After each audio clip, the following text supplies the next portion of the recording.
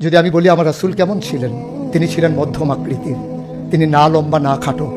তিনি কখনো বা যখন হাজারো মানুষের সামনে দাঁড়াতেন, বিদায় হজের সময়ে 1,40,000 সাহাবা যখন ময়দানে, তিনি যখন আস্তে করে উঠে দাঁড়ালেন, ওনার চাইতে অনেক লম্বা লম্বা মানুষ থাকার পরেও অবাক বিশ্বে সবাই তাকিয়ে দেখলো সবার উপর দিয়ে যে মানুষটির মাথা মুবারক দেখা যায়, তিনি নবী মুহাম্মদুর রাসূলুল্লাহ সাল্লাল্লাহু আলাইহি ওয়াসাল্লাম। তিনি মধ্যম আকৃতির হওয়ার পরে সবার উপরে তার শির, সবার উপরে তার মাথা। সবাই অবাক বিস্ময়ে তাকিয়ে দেখলেন তার চুলগুলো হালকা হালকা কোঁকড়ানো। তিনি কখনো বা যখন চুলের ভিতরে তৈল দিয়ে আছড়াতেন, অবাক বিস্ময়ে মানুষ তাকিয়ে দেখতেন, মনে হতো চুলের মাঝে যেন মৃদুমন্দ ঢেউ দেখা যায়। তার কপালটা ছিল চওড়া শুভ্র, তার চোখের ভ্রুগুলো ছিল ধনুকের মতো বাঁকা, তার চোখগুলো ছিল টানা টানা ভাসা ভাসা, তার চোখের পাতাগুলো ছিল গোলাপের পাপড়ির মতো। তিনি কখনো বা যখন চোখের পলক ফেলতেন, অবাক বিস্ময়ে মানুষ তাকিয়ে দেখতেন, মনে হতো মৃদুমন্দ বাতাসে গোলাপ পাপড়ি দোল খাচ্ছে। তার চোখের সাদা অংশ ছিল রক্তিমাভ সাদা, কালো অংশ ছিল তার কৃষ্ণ কালো। তার ঠোঁটগুলো ছিল গোলাপি রঙের, তার নাকটা ছিল খাড়া, ছিদ্রগুলো ছিল ছোট ছোট, নাকের নিচেই ঠোঁটের উপরে ছিল চিকন সরু গোঁফ।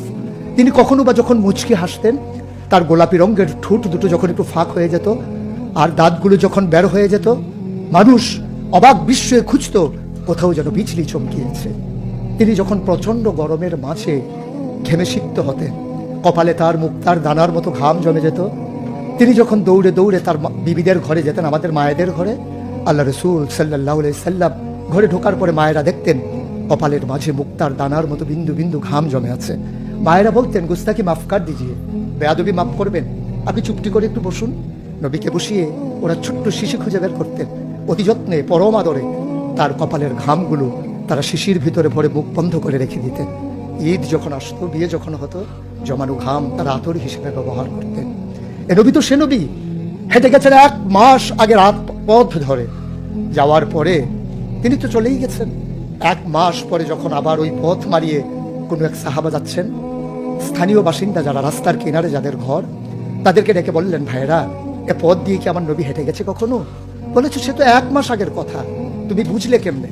মুচকি হেসে সাহাবা জবাব দিলেন, হেঁটে গেছেন 1 মাস আগে, কিন্তু আজও সেই পথে নবীর গায়ের জান্নাতি গন্ধ পাওয়া যায়। এ আমার নবী, এ আমাদের নবী, আমাদের গর্ভের নবী। কেন পাঠালেন নবীকে? লাকাদ কানা লাকুম ফি রাসূলিল্লাহি উসওয়াতুন হাসানাহ।